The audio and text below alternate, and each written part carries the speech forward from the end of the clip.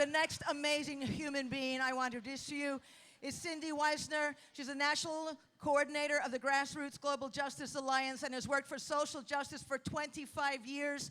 She co-founded the Climate Justice Alliance and played a leadership role in the People's Climate Movement. Please give your attention and love to our speaker, Cindy Wiesner. Saludos y saludas a todas y todos que están aquí, a las maricas, a las marimachas, a las tortilleras, a las jotas, a las zapatonas, las buchas y las reinas. Saludos, mi gente. I want to give thanks to the original stewards of this land, as our sister said, the Lenape people and the indigenous nations that were here, that were forcibly removed. We are on occupied land. Today, we are reclaiming our revolutionary historical figures, known and unknown, that have paved the way for us, as Sylvia, Marsha, Stormé, Audrey, Pat, Gloria, Berta, and the millions of unknown names that have fought for our liberation.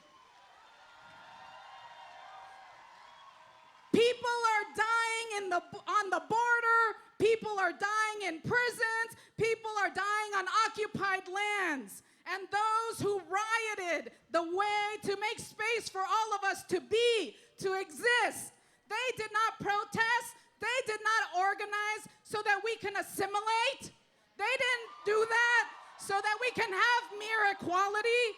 They imagined a different world to deal with the poverty of our people, to break the gender binary, to have people live with dignity, for us to be able to live.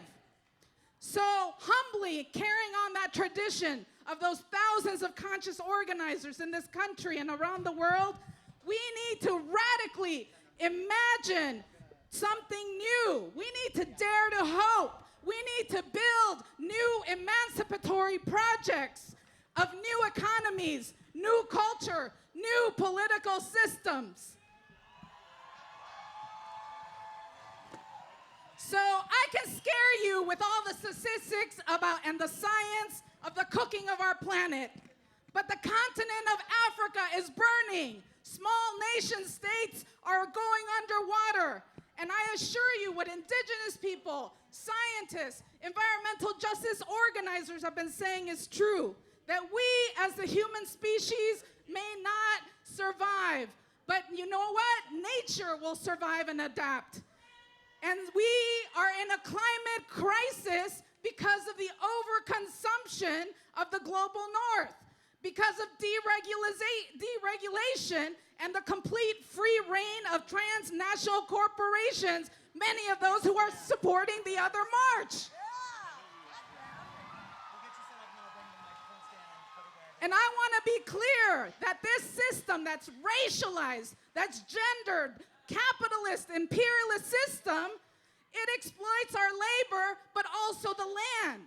And we need to be clear that if the only way that we're going to save the planet is with a radical paradigm shift, right?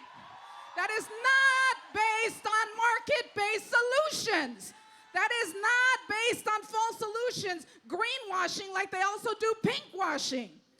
So frontline communities have been fighting from the XL Keystone to the Alberta tar sands to fracking to all of these fights against mining, because you know what is at the center of it? Water is life, air is life, clean oceans is life, and that's what we are fighting for. So we queers, we have been land defenders. We queers have been water and sky protectors, and we need a new transition to a new economy, a feminist economy, one that is based on sharing and caring, one that is based on the right to be whoever you want to be, to fuck who you want to fuck, to perform how you want to perform your gender. That's the kind of life that we want. But some people say that's not possible. Some people say that's utopia. But I'm telling you right now, if we don't do it, we have no other choice. We have no other choice, right? So we need to be able to come together for new systems change, a framework, the radical roots of our movements, right? And part of that is we need to understand the role of the U.S. military. And we need to call that out because they are just about profit. They're just about dispossessing land and peoples. And it's all about more consumption and more greed. We need to fight the rise of global right-wing authoritarianism because they want to control our bodies. They want to control who we are. They want to roll us back. And we're going to say, hell fucking no, right? So what is our antidote to this? We got to organize with a revolutionary vision, right? Are you feeling me with that? Okay. And we got to build organizations. We got to have people speak for themselves. We got to have internationalism. We got to be unapologetically left. And I'm saying that right here, right now. We got to be unapologetically left. We got to have grassroots feminism. We got to challenge the gender binary and transphobia. We got to challenge anti-blackness in our society and our movements. We got to be about climate, and we got to be about migrant rights. And so one of the things is we got to also say no to war and occupation. We got to stand with our Palestinian brothers and sisters. We got to say no to the war in Iran. We got to have for peace because ultimately that what we are saying is what's going to save the planet, is what's going to save humanity. And so I invite you folks for us to not just protest what we're against, but to actually fight for what we want. And what we want is a divestment from the military, prison, industrial complex. What we want is a divestment from the fossil fuel corporations. What we want is to invest in climate jobs, in a caring and sharing economy.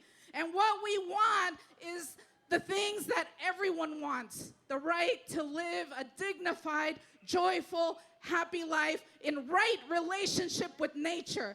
So let us have that visionary opposition. Let's dare to hope, and let's make the impossible. Let's make the impossible possible. Thank you. Thank you, Cindy. Cindy Wiesner.